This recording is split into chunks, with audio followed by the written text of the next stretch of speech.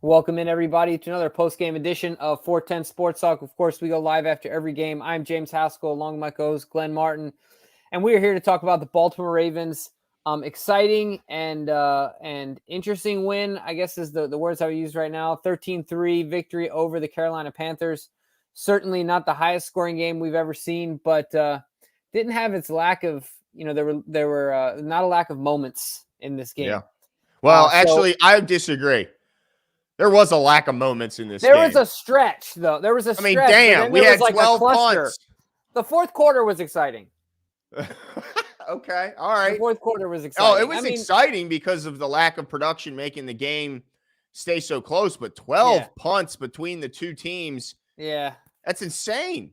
Yeah. No, for sure. You're not wrong. I mean, certainly this is reminiscent of the old days and the way the Baltimore Ravens used to win. So I'm excited to talk about all of it. And pardon my terrible lighting. I can't find my stupid light.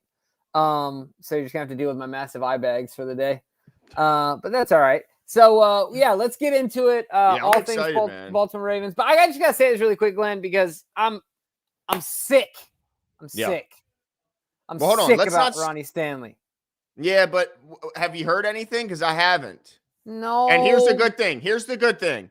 He walked off the field with a limp, but he walked. He wasn't carded. And then he walked from the blue tent to the locker room and wasn't carded. So that tells me there's no break. There's no break. I'm going to be optimistic, Jimbo. I choose to be optimistic. So. If it was a break, he would have been carded. I got to imagine it's likely a sprain. And they, look, they might be without him for a short period of time, but I don't believe this is long-term. Of course, I could ultimately be proven wrong, but I haven't heard anything else to this point. I'm on Twitter now. I don't see anything. So I'm not going to start, acting as if he's gone for the year. I don't think that's the case. But, man, he gets the worst luck with these roll-ups. It's always somebody rolling into the back of his legs. It's never like because he doesn't take care of himself, he gets hamstring. It's never like – it's always the worst freaking luck with this guy, man. Mm-hmm. Let's not start negative, Jimbo. Yeah. Let's talk about this defense. Sure. Holy smokes. This is a damn good defense, Jimbo. Yeah. I mean, look, they were playing Baker Mayfield. He's trash, but it's a damn good defense. Let me tell you what they did. They held Dante Foreman 11 carries, 24 yards. We talked about what he had done in his 4 games since taking over, gone over 100, well over 100 in 3 of the 4 games in which he was the starter. 11 carries, 24 yards, Jimbo. They completely erased their run attack. Yeah, no, and it's funny because it didn't start like that very first run. I think he ran for 9 or 11 yards. 10 yards. Yeah, and I'm like, oh boy, all right, here. And that was it. And and then after that, he just kind of was held to nothing, and his his impact on the game was relatively minimal after that. So yeah, I mean that, and then to add to that, what was your take on the way the defensive line played today? I mean, I thought that not just the defensive line, that the backers and things like that, the guys up front, I thought that they played really well against a line that has had moments of dominance, at least in the run game. I thought they played really well today. Oh my goodness. First of all, we got to give some shout outs. Patrick Queen, bravo, dude, Patrick Queen. Had himself a game, dude. 12 tackles, 9 of which were solo, had a half a sack. He roughed up the quarterback. Mm-hmm. I mean, this Roquan Smith trade seems to have ignited something inside Patrick Queen. I don't know if it's that or if it's simply he's allowed to now be in a role in which he's more comfortable and can be more successful. But this guy was everywhere, Jimbo. He was absolutely everywhere, erasing people. And now the combination of him and Roquan, who was, by the way, the second leading tackler today and also had a sack. That combination, Jimbo, it looks terrifying for opposing offenses. Yeah, I thought it was really funny. Do you remember the play when Roquan got in early and he kind of got thrown a little bit? It wasn't the prettiest play, but I mean, he was there early. And then here come Queen just cleaning that play up. So certainly they are mutually benefiting from one another, and Queen seems to be able to think less and play more. Mm-hmm.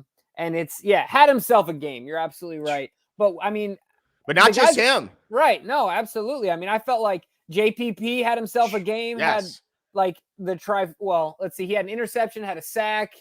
I mean, had some plays. I tell you who low-key has done a great job this year. I think that was his second batted pass for an interception, because I think it was the same guy Broderick Washington also batted that pass to Houston, right? Yep. They got his pick. Yep. Dude, it's not like he's 8 feet tall. No, he's not. He's not Brent Urban. No, he's just up there getting his hands up, getting penetration, knowing where the ball's going to go. He has really helped steady the inside. I know we were all excited about Travis Jones, and then, of course, Michael Pierce went down. But, man, low-key, this guy has been playing really solid football, which is exciting. Absolutely. The whole front seven. I mean, Calais Campbell turned back the clock on that one play where he just swim moves the guard and absolutely destroys Baker Mayfield. That's got to be a terrifying sight. Justin Houston adds another half sack today to his stellar run since he's returned from the injury. That front seven was dominant. I mean, look, you can say what you want. I get it. Baker Mayfield, man, he's garbage. I mean, he just looked absolutely terrible. 5.9 yard average. Ugh. How bad is Sam Darnold if he can't beat out Baker Mayfield for the job? That's brutal. You talk about two Baker top Mayfield. picks. That's your best option? That's your best option? Yeah, man. It was bad. But they had been running the ball as good as anyone in the league. And to shut them down, to shut Foreman down to 2 yards per carry, and Chuba Hubbard, 4 carries, Jimbo, 0 yards. 0 yards. I mean, you got to give credit. This defense was absolutely stellar. And just to kind of further that point, they held Carolina to 205 yards of offense today, which is the lowest in the NFL this season in any game. So it was just bad news all day. And Carolina did get that late long catch by Terrace Marshall, which was lucky to kind of pad those numbers. Even that, they take their number one receiver well out of the game. Of course, DJ Moore only ended up with 24 yards in this game. So, I mean, he was a non-factor in this ball game. So I thought the Ravens defense did a really good job at putting the game in the hands of Baker and the Baker bunch, right? Like Baker and the rest of the ragtag crew that just simply can't get it done. So great play, a great game by the defense. If you move, I tell you what, man, the corners played really well today, and everyone that was riding Marcus Peters, I can with a clear conscience say that neither you or myself were on that bandwagon, but a lot of local media members were riding Marcus Peters. But plays like that are exactly why Marcus Peters is special. Yep. Right? Like big time plays and big moments. He just has a knack for the football and knows how to get after it. He's obviously not Ed Reed. I'm not saying that, but him and Ed have similarities there. Like, they play the football. They don't always play the man. And in moments like that, you lose, right? But when you win big. No doubt about it. I mean, that was a huge play. There's no bigger play a defender can make than to turn over the opposing offense. And he does it as good, if not better than anyone, certainly since he's been in the league. But he's historical in that regard, in which he, creates turnovers. Marco G says, Harb said, no important update on injuries. Yeah. Is that good? Bad. And I don't know what that means. I don't know what that means. I mean, I guess I'd have to hear. It means they're all getting MRIs. Yeah, but I mean, he has been at least a little more forthcoming in the past when it's an obvious bad injury. So maybe I'm just being optimistic here. I hope so, man. And I'm hopeful for Hamilton, and I feel for him too. And not that any injury is easy to deal with, but of course he's so young, as a player. Where I'm glad you talked about him. How good was that guy playing? Dude, he's been playing.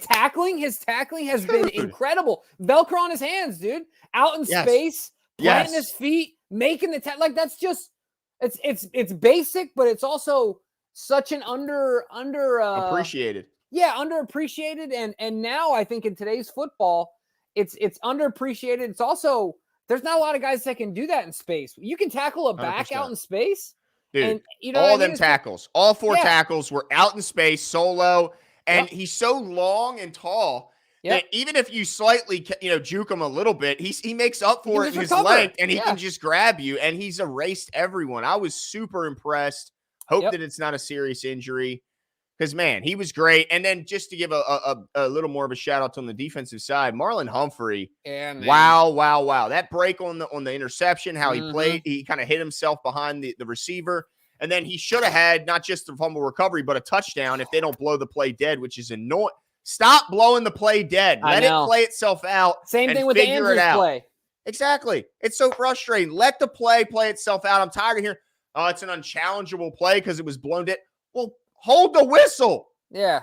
Quit blowing the damn whistle prematurely. Right. Let it play and then figure it out with replays after. Especially this crew, we knew there was going to be problems already. Yes, right away. But first of all, the main ref needs to take public speaking classes. Like every time he turns the mic on, he's like, Seems surprised that the mic's in it. Yeah, it's like, dude, you've been doing this for a long time, right? Exactly. You're in control of it, bro. Yeah. But more than anything, I think I've said this before. We've talked about this. These guys seem to be more invisible. Yeah. Stop making yourself such a big part. First of all, that holding, I was ready to jump all over James Prochet. Oh, what a weak call. But that was such a weak call. Come on, he was man. Inside. John always talks about being inside. Yes, 100%. The guy just flailed and he got the call. Yeah. It was bull crap. Yeah. I mean, I guess credit to the player for making it, selling the non-call. But what the flock is greasy. Jerome Boger's crew in the Bills game strikes again. You're told to let plays happen. Fix it after. Robbed us of a defensive touchdown ball. Was clearly out. Wasn't the only one. 100%. You know what? I mean, that's perfect. It definitely did. And they're lucky. I mean, I guess Ravens fans are lucky that they ended up scoring in just 2 plays. Right. And ultimately it doesn't matter. But that could have cost the Ravens. You never know what happens. Maybe they turn the ball over. You just never know what happens. And it could have been all avoidable if they just let the damn play itself out. Yeah, that was so frustrating. And just like at the end of that, what the vlog said, wasn't the only one. Certainly, I mean, we referenced the Andrews plays, and you talked about the Prochet holding. There's a number of them that was just kind of like even the Moses face mask, the phantom face mask. Actually, you know what? On the last one, it looked like he pulled him straight down with his face mask at the end. That's what I saw. And that would be the correct call. At first, I didn't see it, but the last replay, I saw him slip. I think he pulled him down. I could be wrong, but Assad Rockman says defense might be number 1 in the NFL post Roquan trade. Why are they not giving our number 1 wide receiver the ball, making us look bad? D-Rob balled out. I hate Mark Sanchez. Dude, Mark had some funny comments though, but yeah, he's not my favorite. No. He's Rex Ryan's favorite, though. But, yeah, let's talk about some of this. First of all, agree with you. This is definitely one of, if not the best defense in football right now, and they're only getting stronger. Yep. As long as, look, if Hamilton's out, that's going to be a blow. I hope it's not. I hope it's nothing serious, but that would be a blow. But, man, they're still getting guys back, man. David Ojabo could add such a spark to this pass rush. I mean, I don't think there's any argument that they're at least in the contention for being one of the best defenses in football. 100%. We talked about the guys up front. I saw somebody mention in the chat. We didn't even really talk about Bowser, but Bowser quietly had himself a really good game as well. Just if nothing else, other than causing havoc in the backfield, setting the edge, and things like that, had some plays in this game as well. And we didn't really talk about him amongst that group, right? So. There's a lot of good guys up there, and to like you said, Ajabo's coming back. Then you got Marcus Williams to think about as well. Who's going to be coming back? I mean, December is in a week and change. Yeah, right. A week and a half, 10 days out of December. So they say he's coming back in December. But I gotta say one thing, man. I feel like Chuck had 2 pretty bonehead plays today. He did. Oh, he did. And ever since the New Orleans game, it's been uncharacteristic Chuck. Coming out here. I don't know what's going on. The play on the break where he held up the wide receiver or was that a tight end? Either way, he held the pass catcher up and that one. And then the other one was a face mask? Yeah, bad face mask. Horrible face mask in a big time situation. I got to ask about this though, Glenn. What happened to uncatchable? I know that ball was out of bounds. Is that is that not, you know what I mean? I don't get it. I don't understand it. I think it was the ball was out of bounds. It looked like. I mean, there's no way the guy's getting to it. It was like 20 feet in the air. I mean, it was a lob. But I will say, he was all over him. I mean, you can't do that. No, absolutely, for sure. And in fairness, we can get into it a little bit later. But I think the Ravens were very fortunate that Lamar didn't get a penalty for punting that ball. Yeah, I was surprised about that one as well. Usually, if you use the ball like that as any sort of the prop, I think is the way they call it, then that's not good. But what do you think about the second part of the comment here? Yeah. Where's Devin Duvernay? I know. And then we'll take a second to talk about Demarcus Robinson's monster day. Yeah, I mean, I'm surprised. Obviously, we don't have all the angles right now, and so I'd like to see what's going on at the break or at the line of scrimmage and seeing what kind of separation he's getting and things like that. But more than anything, at this point, he's just not getting targets. And it's odd to me. I don't understand what's going on. In the Bengals game, I felt, this is a while back now, but he was highly depended on, and he did a really good job. Yeah. And then since then, it's kind of been this pitter patter of a ball here, a ball there, but nothing consistent. And now with Rashad out for the season, everyone saw the image of the screw in his foot. Yep. Like Rashad Bateman is not coming back. A bit frustrating. I'd like to see him get the ball more. But shout out to Demarcus Robinson, dude, had a career day. That was most receptions in his career in a game. I think it was 8. 9, and then went over 100 yards, which is the second time. Second time. So shout out to him, man. And I hope they keep getting him the ball because the guy's been making plays. 9 targets, 9 catches. I mean, what else can you ask for? 128 yards. Fantastic. The guy was big. I mean, it was really just him and Mark Andrews that were getting the ball down the field. Yeah. Those were the only 2 guys that had a catch of more than 8 yards on the team. Obviously, the passing game's still struggling to get things going. Fantastic interception by that D tackle. I know Lamar's going to be, kind of disappointed to see a D tackle intercept you as a quarterback is never good, but that was a fantastic play. Other than that, only turnover, I think, in the last, 4 games for Lamar. So holding on to the ball, but still this offense, man, that passing attack, look, the conditions weren't good. But I got to say, I'm hoping that we can see a little bit more out of this passing attack, especially when the time comes. We see like today where the rushing attack just wasn't hitting on all cylinders early. I wish we would have seen a little more of it. I mean, I still don't like seeing Lamar throwing the ball more than we're running it. Yeah. I like to see that, if anything, 50-50, but maybe lean more towards the run. I think that's just our formula for success, especially when we have injuries. But, man, I don't know. What were your thoughts on the overall of the offense? I mean, 6 punts, Jimbo. That's not good. I mean, not ideal. I think some credit should be given to the Panthers defense. The Panthers have a lot of guys on that defense. It's crazy in our pregame show. We didn't even talk about Chin. I know. Jeremy Chin's a monster. And he's a freak, right? Yep. Like, there's so many names they got there. So credit them, right? Like, I mean, I think they played well and had a lot of – they strung together a series of drives in which, like you said, I mean, they made us punt the ball a lot. So, the offense as a whole was a bit frustrating today. I tell you what, the way that we started the game was interesting to me. Am I mistaken? In the first drive, we didn't run the ball, did we?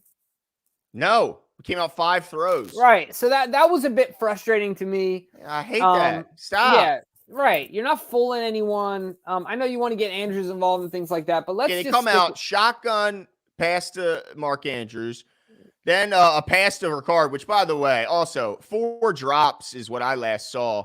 Pat Ricard drops a wide open wheel route, which he's a fullback battering ram. Okay. James Prochet. I mean, come on, dude. Come on. Catch the ball, dude. Hits you in the hands. He drops it. Likely bounce a ball right off his face mask. I mean, come on, guys. You got to get this. But yeah, Jimbo, how do they come out 5 straight passes to a punt? What are you doing? What are you doing? And then the second drive, 3 and out. What are you doing? Right. No, I'm with you there. And then the one thing, I'm not here to criticize Lamar. The one thing I will say is I do feel like in the RPO stuff, there were a couple moments I felt like it was a bit predetermined for him, and you could tell the expression on his face when he kept it or when he gave it. He didn't really make the read. He had kind of already just determined based on down and distance what he was doing. So anyway, I mean, the offense was not their best day. No. Right? Certainly not their best day. But I will say this: they still rushed it for 115 yards. That's true. But they had 8 straight games of 150 plus. Right. Still rushed it for 115, though. I think the average, what was it, 3.8 or 2.8? 3.8? 3.8. Yeah, so not great. Not the best showing for this offense. But at the end of the day, I don't think we ever doubted the Carolina Panthers defense. We talked about this. Like, they've got a ton of dudes over there. First round picks everywhere. What the Flock says, did you know Boger's crew can't ref playoff games anymore? Then why are they reffing regular season games? It's ridiculous. Can the NFL please do something? If that's the case, I didn't know. I thought that was a brief penalty for some of the calls. I didn't know that was a long-standing rule. If that's the case, I agree with you. I mean, if we don't think that they're valuable enough and efficient enough to ref playoff games, then why are we allowing them to ref, period? I think anytime you're threatening the integrity of the game, it should be a pretty easy call to eliminate that risk. And that would be surprising if that's just a long-standing rule. You're good enough to ref regular season, but not good enough. That doesn't make sense to me. And I guess I'd have to look into that. Yeah, that's an interesting one for sure. Yeah. Let's see. It's just Quan. So are we going to keep winning by the skin of our teeth due to a lack of offensive scoring? Like, what will it take? Another playoff loss to change? Well, I think last week we certainly, in the second half, we saw a dominant offensive performance where, I mean, they were nearly perfect in the second half. So I think we've seen glimpses of this offense really hitting on all cylinders. But yeah, this game it was struggling. Now we gotta. How much do you think the weather impacted the wind? Some of that? I mean, it was so windy. It was so bitterly cold. I mean, how much of a role did that? Yeah, what's the weather out there right now? Jimbo, I don't need to hear it. I don't need to hear it. Sitting out in that 70-degree California weather. Yeah, it's 30 degrees, Jimbo, and it's stinking breezy. All right, yeah. It's breezy. Let's just say I'm not so upset that I wasn't at the bank today. Yeah, no, I'm with you 100%. I don't know. I mean, I get it, Quan, but I think that this is one of those games where you have two excellent defenses, going up against, one a hobbling offense. But, the Carolina Panthers are a good defense. They've got some big wins this year, and a lot of it has to do with their defense. So I don't think that this offense consistently can't score, right? Like throughout the season, we've certainly been able to score the football. So I wouldn't be super concerned about it. I don't know about you, but I feel like this is one of those games where so you know how there are moments in boxing where you fight an unorthodox guy and you're a lot better, or this one opponent is a lot better than the other, but the dude is so unorthodox that the better guy wins by the skin of his teeth, but he comes out of that match having learned so much. Yeah. Right. Like it's really about the learning. And so the comparison I'm trying to draw here is not that the Carolina Panthers are super unorthodox by any means, but just a matchup where they were good at a lot of things that we struggle at. Look, they have a good defense. Like there's no way around it. Objectively speaking, their defense played really good football today. You know what I mean? How many teams keep the Ravens to 13 and lose? That's true. Yeah. Yeah, that's a good point. And Brian, it doesn't help either when you're letting Brian Burns come untouched off the edge. That certainly doesn't seem to help. Todd Heath says Lamar punted the ball because of the delay of game. The penalty for kicking the ball is delay of game. Can you get two delay of games in the same play? I don't know, but I think if he would have kicked it into the stands, it may have been. But I got to say this. I said it right as it happened. It looked good. I mean, the form on the punt, I don't know if you peeped it on the replay. He's a lefty, dude. Lefty. Dude, I think he's got, if he wanted to, and then my brother was like, well, yeah, Lamar's probably good at everything. Yeah, it's like, yeah, I guess so. Athletically, you probably put him on any playing surface, and he's probably really good at it. Yeah. No doubt about it. But yeah, I don't know the rule there, but I tell you, I was nervous because typically you punt the ball out of frustration, the ref's going to throw the little yellow hanky at you. But fortunately, it didn't happen there. Laura says, I'll take the win. I'm freezing, like really freezing. But yeah, the offense is bugging me a little bit. Did Laura go out to the game? Sounds like it. Nice. Okay. Yeah, but look, we'll have a bounce back. Like I said, this is one of those games, man, where there's two excellent defenses going up against one another. Do I wish the offense would have played better? Absolutely. I wish they would have finished some drives instead of relying on Justin Tucker. Absolutely. But I think if they can get Devin Duvernay more involved, I think likely just really needs to be a bigger factor. If we don't have premier wide receivers, which of course we've talked about, likely needs to get the ball more and needs to make his impact felt more on a consistent basis. Yeah. And remember this, guys, Gus is coming back. I mean, I'm assuming JK eventually is coming back. We don't have either of those guys still. We saw what happened in a short stint when Gus was back, how different this offense looked. Yep. Now, let's get our top two guys in the backfield back, right? Everyone talks about the running game. It's spectacular. Well, let's get our best guys to add to that. Yeah. I can't wait to see it. Brent Lawrence says, do you think Roman made it easy for these receivers? Well, it's hard to know with the broadcast view, but I will say this. Demarcus Robinson seemed to be able to get open. Yeah. I don't think he's too upset about Greg Roman's system. He got 9 for 9 today. But yeah, I mean, James Prochet has been a disappointment. Because the problem with James Prochet, you see a lot of his routes. They're still within frame of broadcast. A lot of short routes. And look, if you can't catch the ball in those situations where that's your area of expertise is what it's supposed to be, then why are you here? You're not contributing in very many other ways. And I can't remember a receiver who's picked up more penalties. Now, I'll say there was a ticky-tack call. I didn't like the call. But I don't remember a receiver that's gotten more penalties despite having such a small snap count than James Prochet in 1 year. Yeah, I mean, this is why we need what's his man? I can't even remember his name now. Oh my gosh, Miles. We need Miles Boykin back. Oh my goodness. Not joke. Miles, I'm Miles joking. Boykin. But yeah, no, you're absolutely right. It was a tough day in the office for old James Prochet today. Absolutely. Yeah, he didn't have his best game. But I tell you, it's a win. I think that good teams find a way to win when they're not hitting on all cylinders. Now, I will say they were hitting on all cylinders seemingly on the defensive side of the ball, but certainly not offensively. And maybe some of the big guys missing practice. I know Lamar missed 1 day of practice this week. Maybe that had some sort of a small impact on things. Yeah. Mark Andrews, he's missing the early parts of practice. Seems like he gets out there for the latter. Maybe that's just impact him, and they're not. But either way, as long as they don't come out of this game with those long-term injuries, then what else could you ask for? A win's a win. 100%. And this is what I'll say too. Kind of going back on the point I mentioned about the running backs. If you remember the first 3 games of the season, Lamar had come out the gate, and we were passing the ball really well. Mm-hmm. We weren't running the lights out of the ball. Lamar was playing excellent, right? Like he came out of the gates playing really, really well. So what I'm trying to say is that today was a tough day at the office from a passing perspective, but really this rushing attack looked like it did before Ronnie came back and before Gus came back, like before we started seeing it really start to build some momentum.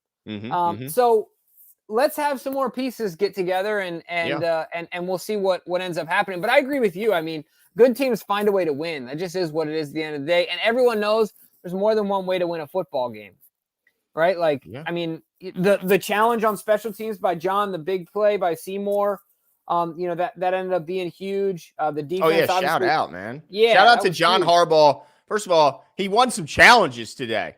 Yeah, like his challenge record, certainly in recent years, has been not very good. Not very good at all. But I mean, it's Carolina Panthers, but last time we saw Carolina, they beat the Atlanta Falcons 25-15. And and this defense just held them to 3 points. And even in the game in which they lost, the 2 games they lost before that, they still scored 21 and 34 points. They scored 3 today. It was pretty bad. So, shout out to this defense, man. Great game. Yeah, James Wiley is doing some math here, and I got to respect his point. How can you consider a win by 10 points a win by the skin of their teeth? Fair enough. Yeah. I mean, it's a double-digit win. And it was the fourth quarter was won handily, but I think what he means, and just to give a little credit, it was 3-3 after 3 quarters. Yeah. But I'll tell you what, so one of the points I was going to bring up is when they showed up when they showed the quarterly breakdown of scoring, the most important thing for me was that the Ravens dominated in the fourth quarter. 10-0. Dominated in the 10-0. Yeah, and that's what winners do, right? That's winning time. That's when the Ravens need to get it done. So I was super happy to see that, man. Especially when you talk about a team who is second worst in the NFL in fourth quarter scoring differential, -45 coming to this game. Mark Sanchez, before the game even starts, is already popping off with the fourth quarter stuff. I'm like, all right, Mark. Like, bro, the game hasn't even started yet because you knew we were going to hear it 20 more times throughout the game, right? Yeah. I mean, hey, he's trying to make a name for himself. And he's already made a name for himself. It was their butt fumble. Yeah, that's true. He's butt fumble and the tattoo on Rex Ryan's arm, which is also just absolutely weird. But dude, 265 punting yards for Carolina and 251 punting yards for the Baltimore Ravens. Not a game I don't think anyone who isn't a Panthers or Ravens fan was watching. I think I'm certain about that one. But a win is a win nonetheless. Also, I didn't mention his name. I just wanted to. Tyus Bowser. Yeah. It's nice to have you back. Had a great coverage play on third down. Also sealed the edge and took down the running back for a nice tackle. in the backfield. So it's nice to have Tyus back. Let's hope that Ronnie Stanley, who, by the way, also registered a tackle today. So shout out to Ronnie. On the interception? Yeah, getting in on the action. There's probably not too many people that would have tackled that guy. So Hey, glad Ronnie got it done. That's right. Because Lamar was not going to do that. Let's let Lamar let the other guys tackle. Even though Ronnie's important too. No one's more important than old number 8. So, but shout out to the Ravens. They got the job done. Defense looked absolutely dominant. Offense, was challenged today by a really talented Carolina Panthers defense, and obviously have some things to work on, but to work on during a winning week is better than working on it during a losing. So shout out to this squad. And sorry, before we get to the competition, the very last thing I want to say, I know a lot of people are concerned about the passing game, but I think as the rushing, we average 2.8 a carry? 3.8. As the rushing attack improves, they feed on one another. So when one improves, the other will improve, right? With Gus and JK coming back, just Gus coming back, and hopefully Ronnie being healthy, but just Gus coming back himself, and the rushing attack being better, it only makes life easier for the passing attack too. Right. Absolutely. Keep that in mind. Those two things are hand in hand. They are not mutually exclusive to one another. So should we get to our, at least internal competition? As always, I know we're going to talk about this, but we're going to announce our winner on Tuesday because DK is still adding up he's still doing the math, throwing it all in the cauldron. And we had a lot of late entries this week. A lot of ones that came in just before the game started. So DK, needs a little more time getting through it all. But we'll announce the winner soon enough. But it is time to announce the show winner this week. So let's get right into it. The first over-under this week was Ravens tight end receiving yards. DK said it at 75.5. I said it was going to be over. Jimmy said it was going to be under. Yeah. Jimmy was right, just by a couple yards. I think it didn't feel that way. I was shocked when I went back to the stats. I was like, oh, yeah, we definitely passed 75. It didn't feel that way. It felt like Mark had it by himself, but he came up just shy, only 63 for him, and then 3 combined from the other two. I think if the ball doesn't hit Likely's face mask on that one drag route, we might have challenged this, but Jimmy was the only one to correctly guess this one right. Me and DK got it wrong. The next over-under, Ravens fullback, running back carries, over under 25.5. Another one that just, I know they started off not running the ball at all, but it's still, when I first looked at it, I go, we had to have eclipsed that, right? No problem. But no, they did not. They only. Well, Lamar had 11 carries, right? So, that'll put a dent in that. Yep. So, again, I was wrong about that one. Let's see. Everybody was wrong about that one. All right. So, next one, we have Panthers sack yards lost. 14.5. I think we all nailed this one. We all said over, and we were all right. Baker Mayfield, of course, ran the other way. Man, that guy had a tough day. Did not look like a number 1 overall pick in the NFL. And then the last one, Panthers turnovers, 2.5. Man, I'm proud of this one, Jimbo. I changed this one for the last second, and they got it in the last second. Thanks to the Broderick Washington tip and Pierre-Paul pick. I got this one right. So pretty proud of this one. So let's see. We both tie 2-2 heading into the tiebreakers here, Jimbo. So the first tiebreaker is total score over under 41 points. Holy smokes, was I off on this one? Really, we all were off on this one. You're the only one that correctly predicted under, although you said it would be 40 points. 40 points. It ends up 16, but you were nonetheless still closer than anyone else, while not close at all. And then closest to the pin, we have the yards. See, I have a gripe here. Oh, what is it? I dominated you in the points in the closest to the pin. Oh, but we've always said this. What? In fact, I think you were the one that made this the rule. What's that? That the score is the main tiebreaker. And then it's closest to the pin. All right. You made your bed, dude. You made your bed. You got to sleep in it, bro. Look, I wouldn't be too damn happy. You were still well off, okay? Well off. Hey, a win is a win, right? We just talked about that. That's right. A win is a win. So, with no further ado, Week 11 show winner, Jimbo Slimbo. Congratulations, Jimbo. Hey, I'll take it how I can take it, dude. And really quickly, though, what the flock? I didn't see your last super chat, dude. I apologize if we. Let's go back. Yeah. Yeah, we'll track it down. But Jimbo, I gotta say, I'm gonna have to challenge this later on. I'm gonna have to go into the rule book. I need to get some of these rules written down. I think they're all. No, we've had this conversation on the show. Well, I need it written down because I'm starting to feel like I've been. Oh goodness, I I'm don't being see it in here. gypped. Man, I can't find it. Yeah, me neither, dude.